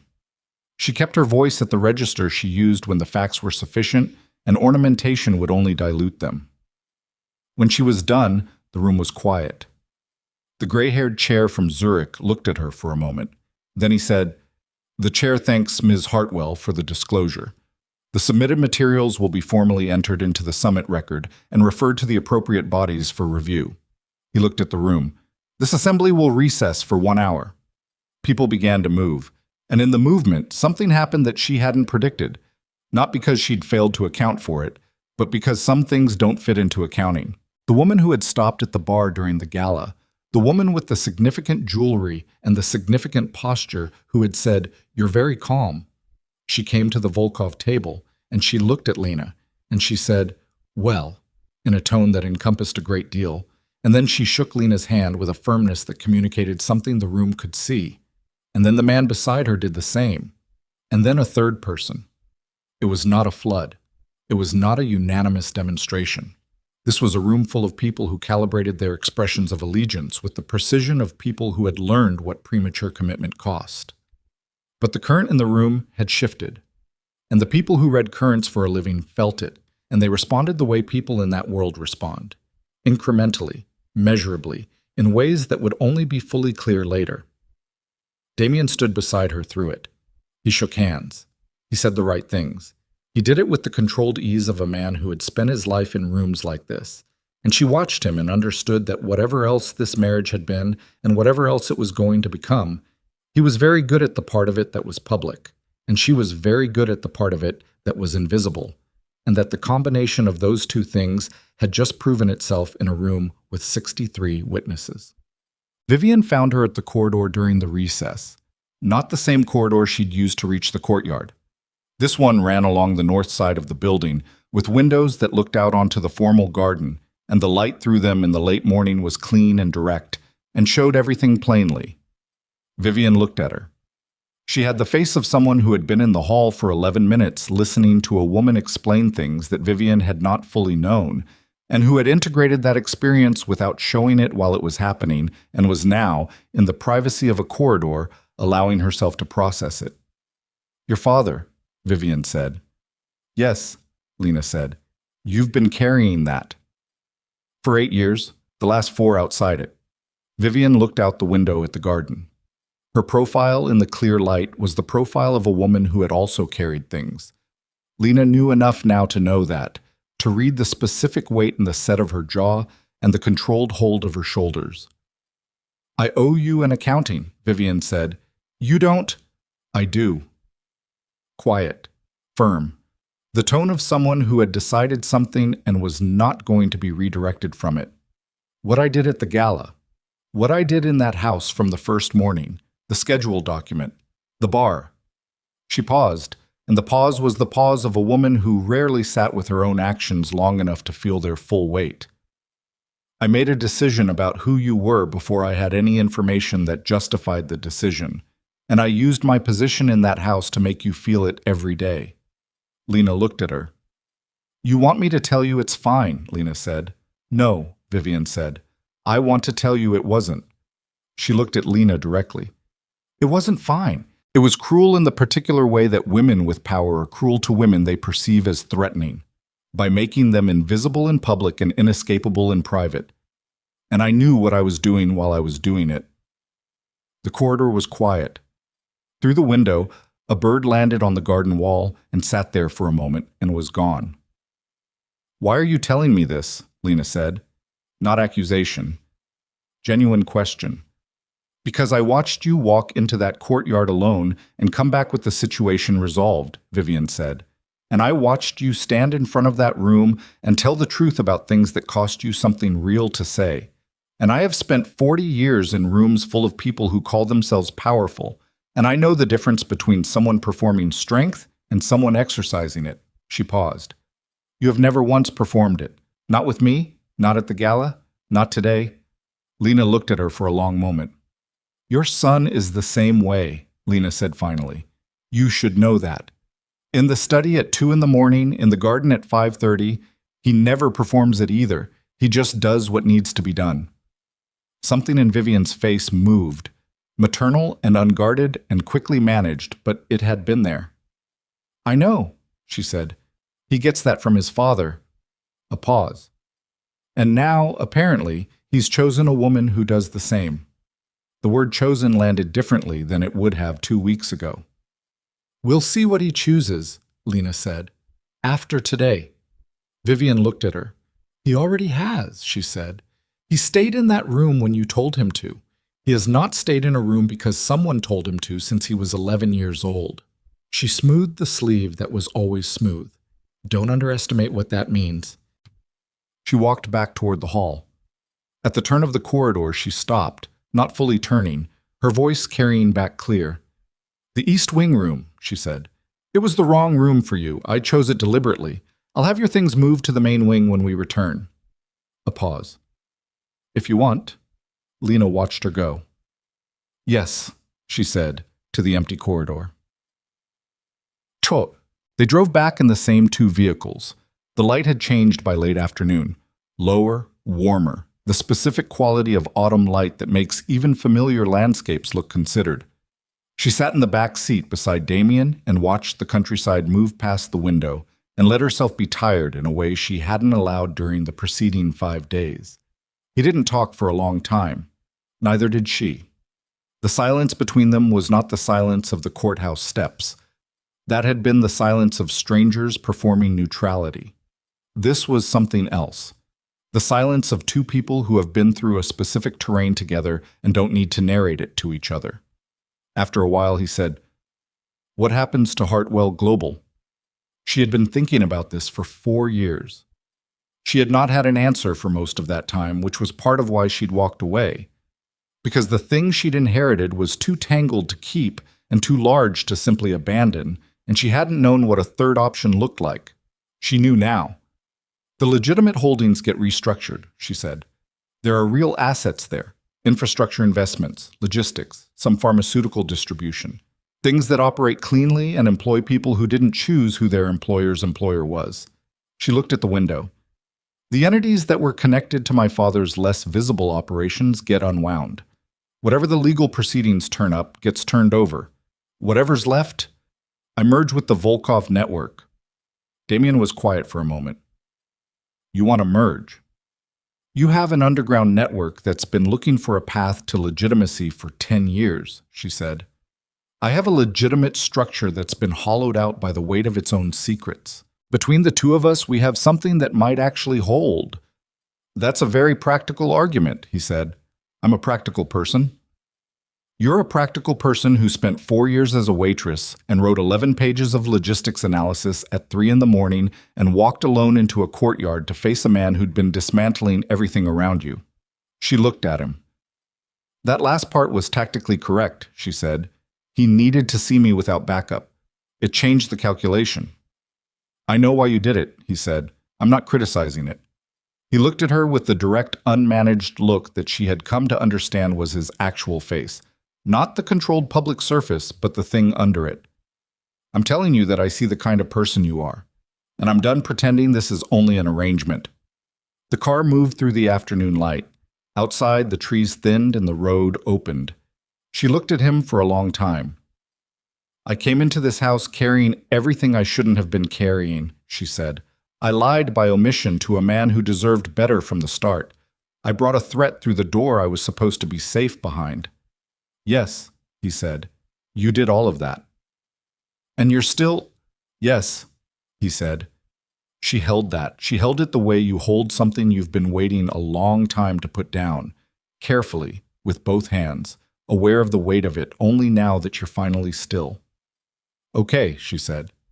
He reached across and took her hand. His hand was warm and the grip was certain, and it did not ask for anything she wasn't giving voluntarily, and she turned her hand and held it back. They rode the rest of the way home in the kind of quiet that has earned itself. The Volkov house in the days that followed was different in ways that were hard to locate precisely, but easy to feel. Not repaired. Repair implies a return to what was, and what was had never been solid enough to return to. Something new. The particular texture of people who have been through something together and have come out the other side changed by it, reconfigured around a different center of gravity. Marcus was gone. The gap his departure left was functional, and then, after a few days, simply part of the house's new shape. Cole took on the coordination role with the same unhurried precision he brought to everything, and the household reorganized around it without drama. Ose cooperated. Fully, ultimately, because Damien had been right about her calculation. She was a professional, and she understood what cooperation was worth versus what resistance cost. And she made the rational choice, and the information she provided closed 3 of the remaining gaps in the documentation package. Carver's proceedings were going to be long. International financial crime always was. But the structure of the case was solid, and the record was in 3 jurisdictions simultaneously, and there was no version of it that ended quickly or quietly. She filed the Hartwell Global Restructuring Papers on a Tuesday. She sat at the desk in the study. Her desk now, or shared, the geography of the room had shifted organically over 2 weeks, and signed the first of many documents that would take the better part of a year to fully execute. And she felt the specific release of a person putting down something they have been carrying so long they had forgotten it was separate from them. She still felt the weight for a few days after. Phantom weight. The body adjusting. 3 weeks after the summit, Vivian asked to see her. Not through an assistant, not via a document. She knocked on the study door herself and came in when Lana called and sat in the chair across the desk. The same chair from the library, the same geometry of their conversations, but different now in the way that all the familiar spaces were different. She had something in her hands. Lena recognized it before she understood why. A photograph, small, handled enough to have softened at the edges. Vivian set it on the desk. It was a picture of a young woman Lena didn't know, standing in a garden that was not this garden, laughing at something outside the frame. The laugh was unguarded and genuine and belonged to someone who didn't yet know what it would cost to be the person she was going to become. "That's me," Vivian said. 19. The year before I met Damien's father. Lena looked at the photograph, then at Vivian. "I came into that marriage with nothing," Vivian said. "My family had a name and no money and a great deal of pride about the distance between those two things. His family had money and no patience for anything that didn't serve the operation." She looked at the photograph. "The first year, his mother put me in the East Wing, far from everything. Arranged for me to be useful at functions in ways designed to make clear what my function was." She paused. "I told myself I would never do that to someone else." Lena said nothing. "I did it anyway," Vivian said, "because when you spend long enough fighting to belong somewhere, you start protecting that place from anyone you're not sure deserves it, even when that protection looks exactly like the thing that was done to you." She picked up the photograph. She looked at the 19-year-old girl in the garden for a moment, and what was in her face was the specific grief of someone confronting the distance between who they intended to be and what they actually did. I'm not asking you to forgive it, she said. I'm asking you to know that I understand what it was. Lena looked at her. She looked at the photograph. She thought about the gala and the bar and the forward text and the study at 2 in the morning and the courtyard and all of the architecture of the months that had brought them to this particular desk with this particular photograph between them. I know what it was, Lena said, and I know what you did with the phone at 5 in the morning. She paused. Those are both true at the same time. Vivian looked at her. Something in the older woman's face settled. Not peace exactly, but the specific quality of a person who has been braced for a longer fight than the one they're actually in. Yes, she said, they are. She put the photograph in her pocket. She stood. She looked at Lena across the desk with an expression that would not have been possible 3 months ago. Not warmth, not softness, but the hard-won respect of one woman for another who has shown her what she's made of and let the showing speak for itself. The East Wing room has been cleared, she said. Your books are in the main wing study. I had them moved this morning. I noticed, Lena said. Vivian nodded once. She went to the door. She stopped. My son, she said without turning. He has his father's instincts and his father's stubbornness, and his father's specific ability to be entirely wrong about something for a very long time, and then correct himself all at once. She paused. He corrected himself. He did, Lena said. Don't let him be stubborn about the next thing for as long. The door closed behind her. Lena sat at the desk alone in the study and looked at the window and the light coming through it and felt the strange, specific sensation of a life that has finally stopped running from itself and is learning what it feels like to simply be where it is. That evening, she and Damien walked the estate perimeter. Not for security, not for strategy. Just walking, the way people walk when they have time again and have remembered that time can be used for things other than survival. The iron fence ran the full eastern edge before turning north along the tree line, and the path beside it was a gravel service track she had never walked in daylight without a purpose. She walked it now without one. He walked beside her with his hands in his jacket pockets, and the specific looseness in his shoulders that she had learned meant he was not currently managing anything, a condition that was rare enough in him that she noticed it each time. The restructuring timeline, she said.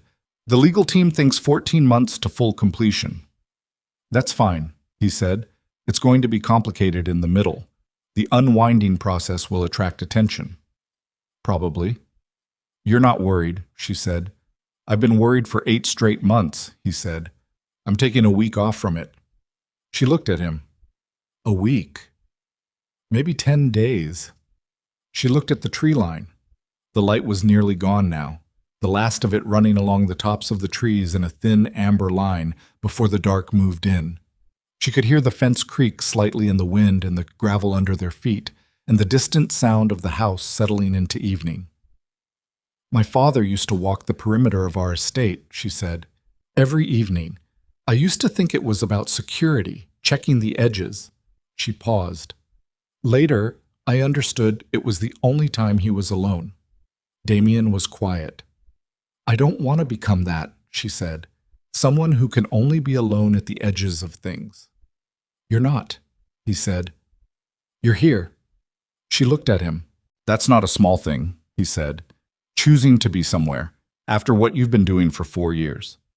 She thought about the courthouse steps, the 11-minute ceremony and the strange, hollow space after it that she had filled immediately and automatically, with analysis and observation and the management of everything except the fact of where she was and what she had chosen.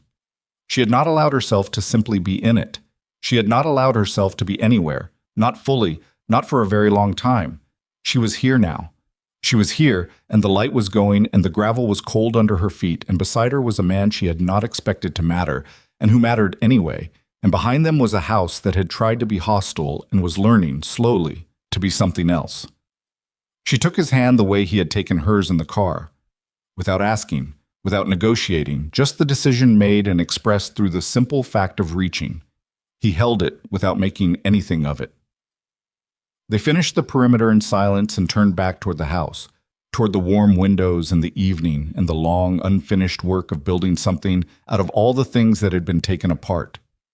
The path rose slightly near the north corner, and from there she could see the house fully, lit from within, solid, imperfect in the specific ways that real things are imperfect, the east wing dark now, and the main wing lit, and the study window glowing on the second floor like something left on for someone expected home.